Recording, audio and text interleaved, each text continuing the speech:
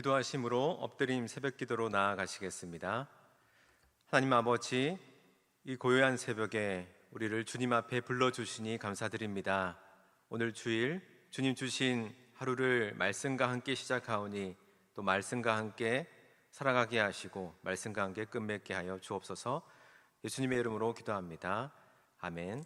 찬송가 210장 찬양하시겠습니다.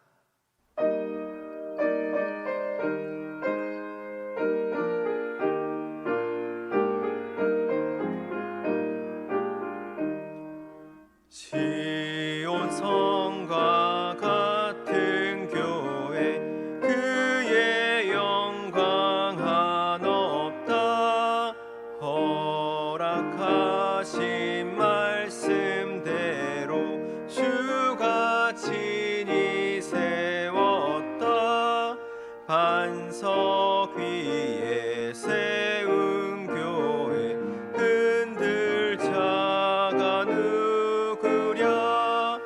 모든 원수 애워싸도 아무 근심 없도다. 생명샘이 솟아나와 모든 성도 마시니 언제든지 흘러넘쳐 부족함이 없도다. 이런 물이 흘러가니 목마를 자 누구랴. 주의 은혜 풍족하여 넘치고도 넘친다. 주의 은혜 내가 받아 시온 백성 되는데, 세상 사람 비방해도 주를 찬송하리라. 세상 헛된 모든 영광 아침 안개 같으나, 주의 자녀 받을 복은 영원 무궁하도다. 아멘. 오늘 우리에게 주시는 하나님의 말씀은 열왕기상 6장 1절로 13절 말씀입니다. 열왕기상 6장 1절로 13절 말씀, 구약 519면, 생명의 삶은 86면입니다. 이제 하나님의 말씀을 봉독합니다. 이스라엘 자손이 애굽 땅에서 나온 지 480년이요 솔로몬이 이스라엘 왕이 된 지 4년 12월 곧 둘째 달에 솔로몬이 여호와를 위하여 성전 건축하기를 시작하였더라. 솔로몬 왕이 여호와를 위하여 건축한 성전은 길이가 60규빗이요 너비가 20규빗이요 높이가 30규빗이며, 성전의 성소 앞 주랑의 길이는 성전의 넓이와 같이 20규빗이요 그 넓이는 성전 앞에서부터 10규빗이며, 성전을 위하여 창틀이 있는 붙박이 창문을 내고, 또 성전의 벽 곧 성소와 지성소의 벽에 연접하여 돌아가며 다락들을 건축하되, 다락마다 돌아가며 골방들을 만들었으니, 하층 다락의 넓이는 5규빗이요 중층 다락의 넓이는 6규빗이요 셋째 층 다락의 넓이는 7규빗이라. 성전의 벽 바깥으로 돌아가며 턱을 내어 골방 들보들로 성전의 벽에 박히지 아니하게 하였으며, 이 성전은 건축할 때 돌을 그 뜨는 곳에서 다듬고 가져다가 건축하였으므로, 건축하는 동안에 성전 속에서는 방망이나 도끼나 모든 천을 연장 소리가 들리지 아니하였으며, 중층 골방문은 성전 오른쪽에 있는데 나사 모양 층계로 말미암아 하층에서 중층으로 오르고 중층에서 셋째 층에 오르게 하였더라. 성전의 건축을 마치니라. 그 성전은 백향목 석가래와 널판으로 덮었고, 또 온 성전으로 돌아가며 높이가 5규빗이 되는 다락방을 건축하되 백향목 들보로 성전에 연접하게 하였더라. 여호와의 말씀이 솔로몬에게 임하여 이르시되, 네가 지금 이 성전을 건축하니 네가 만일 내 법도를 따르며 내 율례를 행하며 내 모든 계명을 지켜 그대로 행하면 내가 네 아버지 다윗에게 한 말을 네게 확실히 이룰 것이요 또 내가 또한 이스라엘 자손 가운데 거하며 내 백성 이스라엘을 버리지 아니하리라 하셨더라. 네, 이 말씀은 살아계신 하나님의 말씀입니다. 아멘. 네, 오늘은 드디어 열왕기상 6장을 통해서 솔로몬의 성전 건축이 시작됩니다. 그런데 본문 1절을 보면 이런 말씀이 있죠. 서문에 이스라엘 자손이 애굽 땅에서 나온 지 480년이요. 그러니까 갑자기 성전 건축의 시기로부터 올라가서 480년 전에 이스라엘 백성이 애굽 땅에서 나왔다라고 하는 이야기를 먼저 기록하고 있습니다. 크게 관련이 없을 것 같은 이 애굽 땅에서 나온 역사를 굳이 말씀 처음에 기록한 이유는 하나밖에 없죠. 하나님께서 우리에게 꼭 전해야 하는 이야기가 있기 때문에 그런 것입니다. 그 의미를 먼저 살펴보고자 하는데요. 지금 솔로몬의 성전의 이 봉헌식의 상황을 재현해 보면 이런 거죠.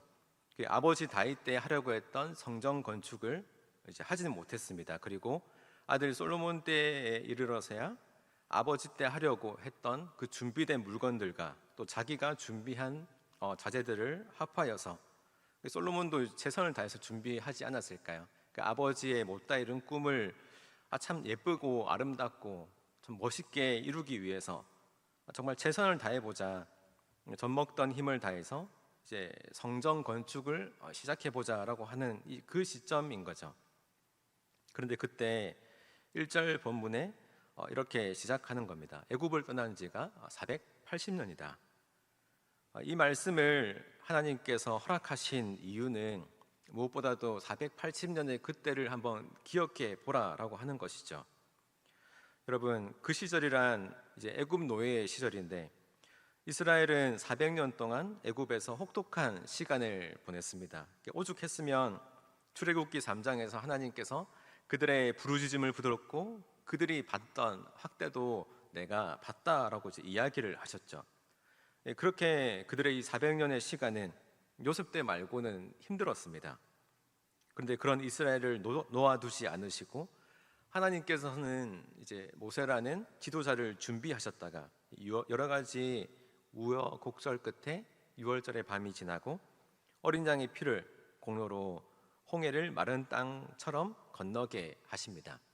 하나님의 놀라운 이적으로 구원의 길로 들어가게 되는 이야기. 이 이야기는 우리가 다 알고 있는 이야기죠.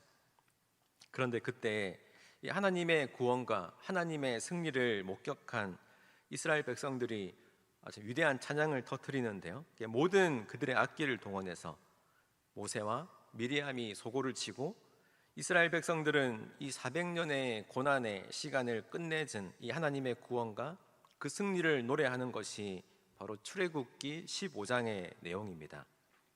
근데 출애굽기 15장의 13절을 한번 보면 이렇게 말하고 있는데요. 주의 인자하심으로 주께서 구속하신 백성을 인도하시되 주의 힘으로 그들을 주의 거룩한 초소에 들어가게 하시나이다.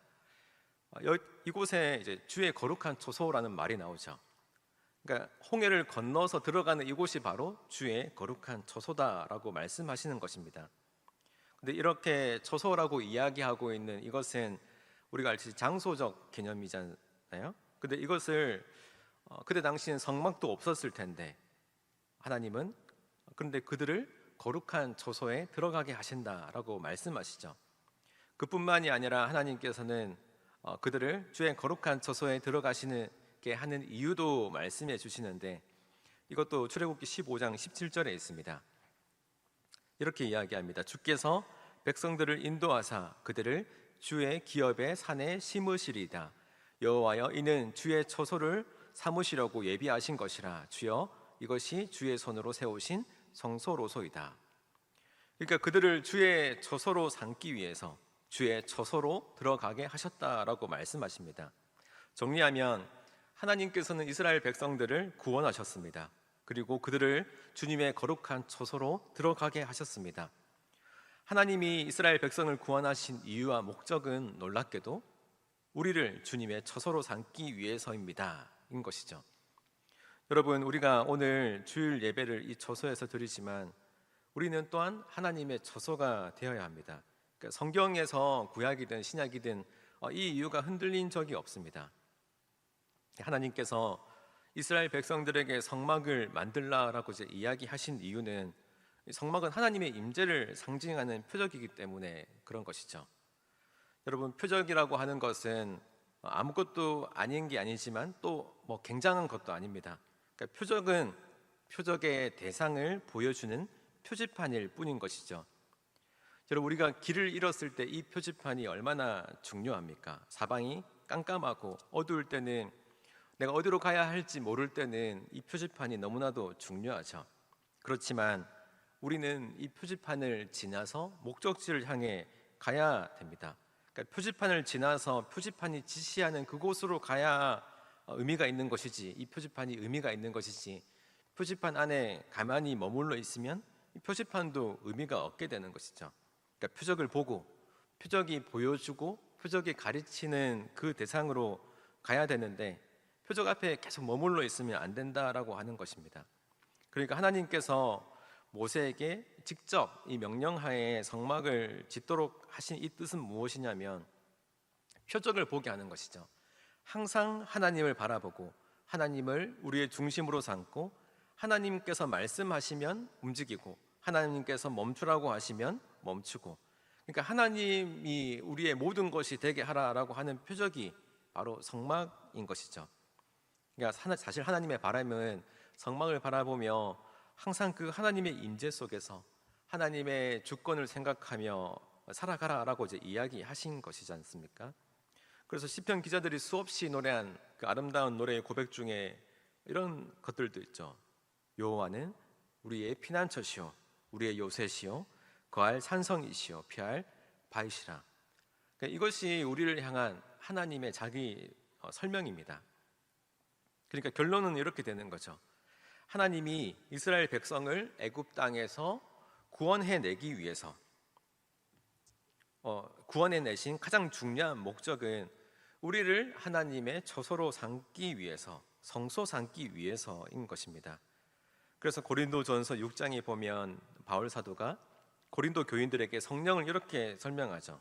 6장 19절에 너희 몸은 너희가 하나님께로부터 받은 바 너희 가운데 계신 성령의 전인 줄을 알지 못하느냐. 그러니까 성전은 우리의 몸이다라고 이야기를 하고 있는 것입니다. 지금 하나님께서 열왕기상 6장 1절에서 480년 전의 이야기를 하는 가장 큰 이유는 무엇이냐면, 그러니까 하나님께서 성전을 준비하는 그 순간에 이 480년 전의 역사의 이야기를 이야기하는 이유는 이 성전의 본질과 그 의미를 잊지 않도록 하고자 하기 위해서 이 이야기를 먼저 하고 계시는 것이죠. 그러니까 하나님께서는 지금 너희들, 성전 건축하는 너희들이 완공하려고 하는 이 성전이 나에겐 그렇게 중요한 것이 아니다. 나는 언제나 너희들의 마음이, 너희들의 그 주권이 어디에 향하고 있는지가 너무나도 중요하다. 그 480년 전의 그 약속을 잊지 말아다오. 내가 너희들의 초소가 되고 너희는 또한 나의 초소가 되는 것, 이걸 너무나도 바란다 라고 이제 말씀하시는 거예요. 여러분, 하나님은 항상 이렇게 우리들에게 말씀하시죠. 하나님은 나를 위해 뭘 해줄래? 나를 위해 뭘 해줄까? 이런 거 별로 듣고 싶지도 않고 관심 있어 하시지 않으세요. 우리는 내가 꼭 성공해서 하나님께 헌금 많이 해드릴게요. 하나님 이건 거 별로 관심 없으시죠. 이것들은 단지 우리들의 관심일 뿐입니다. 하나님은 그냥 우리들 자체, 여러분 자체에 관심이 있으십니다. 오늘 하나님께서는 우리가 정말로 예수님과 연합해서 행복하게 살고 있는지, 정말 즐거운지, 이 예배 시간에 정말 안식의 의미를 제대로 깨닫고 안식을 누리고 있는지, 주일 하루 이 사역에 치여서 하나님과 정말 소중한 이 소통의 시간에 사역에 치여서 소통도 못하고, 그런 거에 대해서 하나님은 안타까워하시고 좀 너희들이 살로움을 누리길 원하는데, 좀 평안을 누리길 원하는데, 이런 게 하나님께서는 중요한 것이지, 하나님께서 지금 뭐가 부족하고 뭐가 모자라서 우리들이 이룬 어떤 결과물에 대해서 관심 가지고 그런 것들을 가져오길 바라실까요? 지금 이 성전 공사라는 이 대명분을 앞세워서 이 공사를 시작하는 이스라엘 백성들에게, 아니 솔로몬에게 하나님께서는 그래서 이 구원의 역사, 이 구원의 의미와 진짜 그 구원의 목적이 어디 있는지 다시 한 번 더 잊지 말라고 말씀해 주고 있는 것입니다. 그렇게 2절부터 10절까지 이제 쭉 이어지는 내용이 있는데, 읽어보면 이제 전부 이제 성전 공사 내용이죠. 뭐 디자인, 수치 이런 것들이 나와 있습니다. 근데 자세히 나와 있지는 않고 이상한 것이 있는데 10절까지 쭉 이어지다가 그 다음에 성전 공사 내용이 이제 내일 본문 14절부터 이어지는데, 이 성전 공사하다가 갑자기 가운데 11절부터 13절까지 불편한 내용이 들어가 있어요. 이 내용은 공사 내용과도 맞지 않는 내용입니다. 그 이유는 뭐냐면 2절부터 10절까지의 내용은 하나님 앞에서 그렇게 중요한 내용은 아니었던 것 같아요. 중요한 것은 하나님께서 성전에 지어지는 내용을 듣고 있다가 하나님께서 한마디 하시는 거죠. 그러니까 사실 하나님께서 성막에 대해서는 자세히 설명해 주셨습니다. 출애굽기에 이 성막에 짓는 내용을 보면 하나님께서 실은 어떻게 하고 뭐 모양은 어떻게 하고 설명을 자세하게 해주셨어요. 왜냐하면 그것은 하나님께서 직접 시키신 이야기니까. 그런데 2절부터 10절까지의 성전 건축은 모호하게 또 대충 적어놨는데, 이유는 앞에서 이야기했듯이 하나님께서는 그렇게 이것을 중요하게 생각하지 않으셨습니다. 중요한 것은 1절과 11절에서부터 13절까지의 내용이죠. 성전에 짓는 내용을 보다가 하나님께서 평가를 한번 하세요. 그게 뭐냐면 11절에 이렇게 이야기하죠. 여호와의 말씀이 솔로몬에게 임하여 이르시되, 그러니까 하나님께서 솔로몬이 이 성전 짓는 것을 보고 한마디 하시는데, 보통 우리가 상식대로 생각한다면 솔로몬 네가 성전 짓느라 참 수고가 많다, 노고와 또 성전 짓는 것에 대한 격려 또 이제 위로 같은 게 나올 법만 한데, 이 원문의 느낌을 그대로 살려서 본다면 12절의 말씀은 네가 지금 이 성전을 짓는다고 애를 쓰긴 쓰는데 뭐 이런 뜻입니다. 그러니까 하나님은 정작 이 성전 건축에 관심이 없죠. 내가 지금 성전 건축을 건축하느라고 애를 많이 쓰고는 있는데 라고 하는 것이 하나님의 본심이에요. 그러면서 이야기하십니다. 내가 만일 내 법도를 따르며 내 율례를 행하며 내 모든 계명을 지켜 그대로 행하면 내가 네 아버지 다윗에게 한 말을 네게 확실히 이룰 것이요 또한 이스라엘 자손 가운데 거하며 내 백성 이스라엘을 버리지 아니하리라 하셨더라. 하나님께서는 성전 건축과 전혀 관계없는 이야기를 하고 계세요. 뭡니까? 하나님이 중요하게 생각하는 거, 내 율례, 내 법도, 내 규례를 지키라. 네가 지금 성전 건축하느라 애를 쓰고 있지만은 나는 이런 거 전혀 관심 없고 내 율례, 내 법도, 내 규례를 지키면 나는 너의 아버지가 되고 너는 여전히 내 자녀가 될 거야 라고 이제 말씀하시는 것입니다. 하나님은 언제나 솔로몬에게 관심이 있었지, 솔로몬이 뭐 얼마나 하나님을 위해서 위대한 흔적을 남겼는지 업적을 남겼는지 거기에 관심이 있는 게 아니다 라고 한 번 더 이야기해 주시는 것이죠.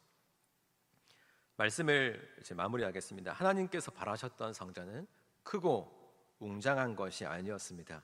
그저 아담에도 괜찮은 것이죠. 중요한 것은 그 안에서 예배드리는 사람들의 태도와 말씀에 순종하는 삶인 것이죠. 하나님께서는 항상 이런 것에 관심이 많으셨어요.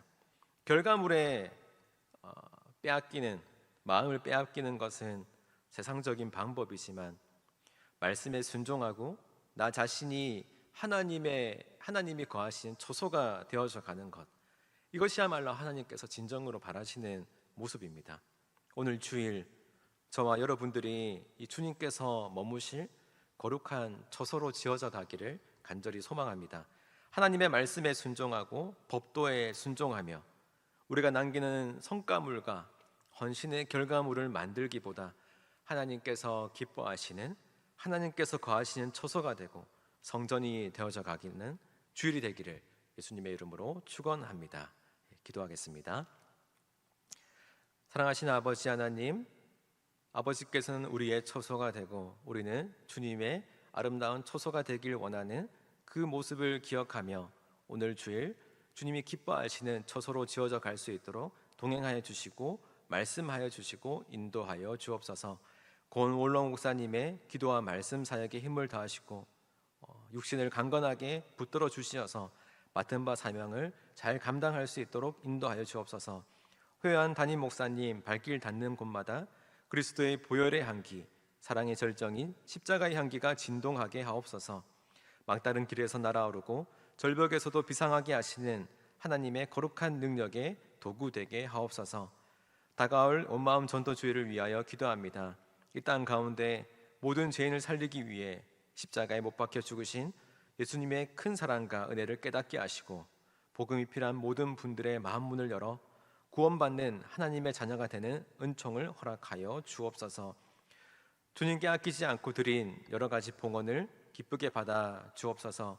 드리는 손길마다 복 내리시고 그 손이 마르지 않도록 채우시며 또한 차고 넘쳐 이웃에게 흘러가는 놀라운 은혜를 허락하여 주옵소서.